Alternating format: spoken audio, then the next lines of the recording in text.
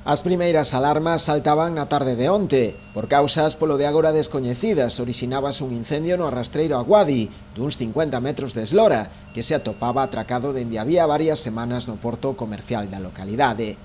Con rapidez foron chegando os primeiros equipos de emerxencia, que se puxeron mans á obra para tratar de sufocar as lapas. Nese momento nada facía presaxiar que o lume acadase as dimensións que finalmente tivo. Si, a tarde de onte foi moi difícil, as primeiras horas foi difícil para a xente que tivo que entrar dentro a intentar apagalo, moito calor, moito carga térmica na zona, bueno, complicado, a tarde de onte foi moi complicada, habitual cando se producen en barcos estes incendios. Polo de agora temos suerte que o vento está acompañando e está levando para fora do centro da cidade o vento. Temos que estar vixiantes porque sí, como vos dixen antes, o incendio sigue activo, sigue saindo bastante fume. Co barco xa moi afectado e sen vítimas persoais, os esforzos céntranse agora en evitar o afundimento do buque e as posibles verteduras ao mar. Agora mesmo o incendio todavía sigue activo, pero a nosa prioridade ahora mismo é intentar que o barco non se funda. Estamos en diferentes zonas do barco achicando agua cas bombas.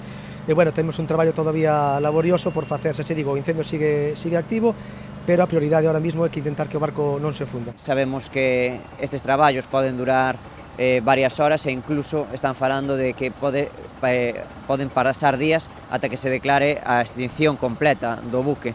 Son traballos de extinción moi difíciles, basicamente debido á cantidade de material combustible e inflamable que contén o barco. Agora mesmo pois tamén están intentando evitar que o barco se poida afundir mediante a axuda dese remolcador que o está apurrando contra o porto, pero tamén mediante a instalación de bombas de achique que permitan pois, que o barco se manteña a flote e non se afunda, basicamente porque iso tamén suporía un dano ambiental á nosa ría que hai que evitar. A espera do que determine a investigación, todo apunta como causa máis posible da orixe do lume a uns traballos de mantemento que se estaban a realizar no barco. Unha vez que se extinga o buque, terán que investigar cal foi a orixe que motivou este incendio, pero basicamente o que se está falando até este momento é que uns traballos en quente mediante unha soldadura no seu interior pois propiciou unha chispa e un quecemento de material combustible e se orixinou o incendio que non se puido controlar.